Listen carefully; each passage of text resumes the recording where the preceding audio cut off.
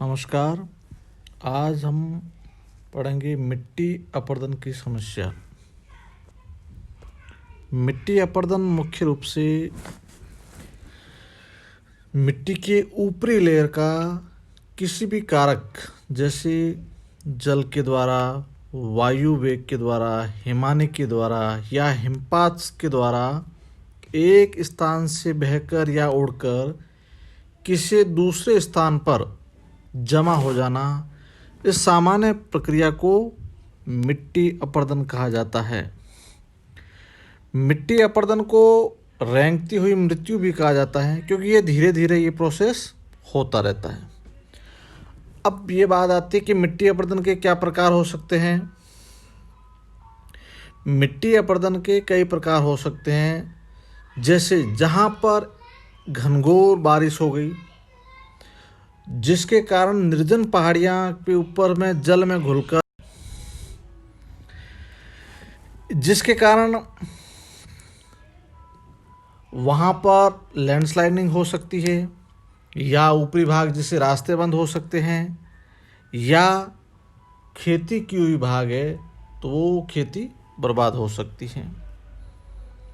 दूसरा ये होता है कि किसी भाग में बहुत अधिक पानी चलने से वहाँ गहरे गहरे गड्ढे बन जाते हैं। जैसे ऊपर से पानी आया पहाड़ी इलाके से, या अधिक बारिश हुई मैदानी भाग में, तो पानी का बहाव जिस ढलान की ओर होता है तो वहाँ खाइयाँ बन जाती हैं। तो इस प्रकार की जो गड्ढे या खाइयाँ बनती हैं, इसको नाली नुमा अपरदन या गली इरोजन कहा जाता है। ये गली इरोजन मुख्य रूप से कोटा, सवाई माधोपुर तथा धौलपुर जिलों में अधिक देखा जाता है। अब अगला प्रकार ये हो सकता है, किसी भूभाग पर वायु की गति बहुत अधिक होती है या आंधियाँ बहुत अधिक चलती हैं, जिसके कारण मिट्टी का ऊपरी भाग या बालू का कण एक स्थान से दूसरे स्थान पर चले जाते हैं। तो इस प्रकार के अपरदन को वायु द्वारा अपरदन, विंड इरोजन कहा जाता है। यह मुख्य रूप से राजस्थान के पश्चिमी रेगिस्तान भाग में अधिक होता है। कई शताब्दियों से जो भूमि का उपयोग करता है मानव, तो जिसमें वनों को काटकर नई भूमि पे खेती करता है, जिसके फलस्वरूप भी मिट्टी का अपरदन हो सकता है। या ऐसे स्थानों पर जहाँ भेड़ बकरियों को चराने के लिए छोड़ दिया जाता है, जिससे वो भूभाग निर्जन हो जाता है। या आदिवासी क्षेत्र में जहाँ झूमिंग कृषि की जाती है, तो वहाँ पर पेड़ों को काट लिया जाता है या वनों को काट कर साफ किया जाता है हर साल। या कृषि का जो अवैज्ञानिक तरीका है, जिसके कारण भी मिट्टी का अपरदन हो सकता है।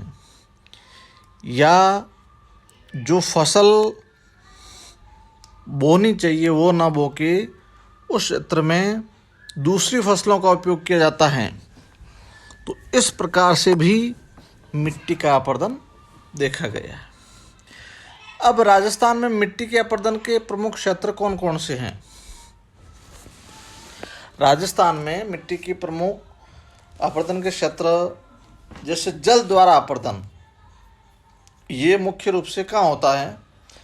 यह राजस्थान में चंबल और उसकी सहायक नदियों के द्वारा हाड़ौती के पठार में काफ़ी अपरदन ये देखा गया है। यह चंबल नदी है जो सबसे ज़्यादा इस जल अपरदन के द्वारा जानी जाती है। इसमें क्या होता है कि बाढ़ आ जाना से नदी के किनारों की उपजाऊ भूमि का कटाव हो जाता है, तो ये जल द्वारा अपरदन होता है। दूसरा, वायु द्वारा अपरदन।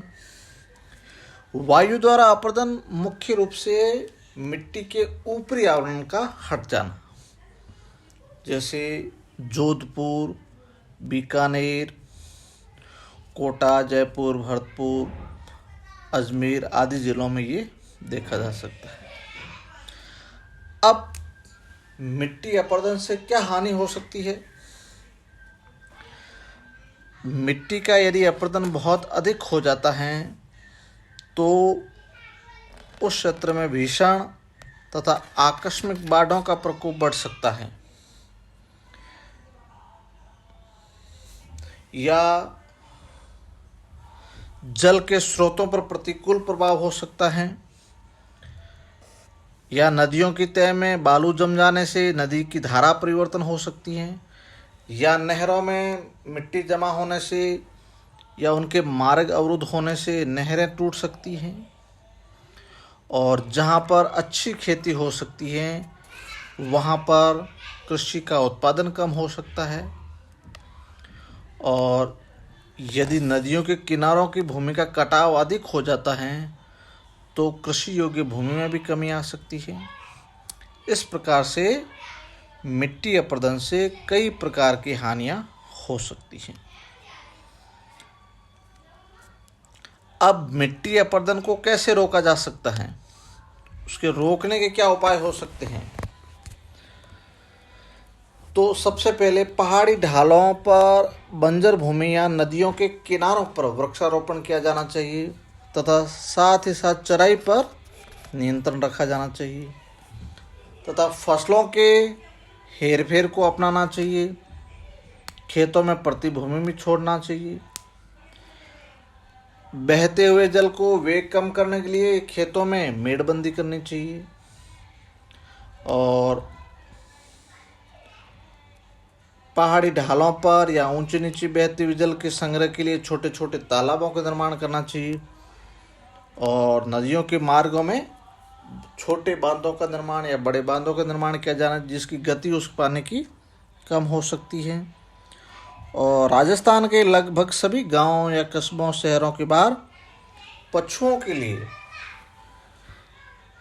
के लिए निश्चित भूमि में चारागाह होना चाहिए और मरुस्थलीय क्षेत्र में मिट्टी को उड़ने से रोकने के लिए वृक्षों की पट्टी लगानी चाहिए या वृक्षारोपण अधिक करना चाहिए। कुछ क्षेत्रों में जैसे किया भी गया है, जिससे मिट्टी का अपरदन रुका है। इसके अलावा राजस्थान में मिट्टी संबंधी समस्याएं क्या आ सकती है? इस अपरदन के मुख्य रूप से भूमि की उर्वरा शक्ति का निरंतर कम होता जा रहा है। मिट्टी की जो उत्पादन की शक्ति है वो धीरे धीरे कम हो सकती है या खरपतवार की समस्या बढ़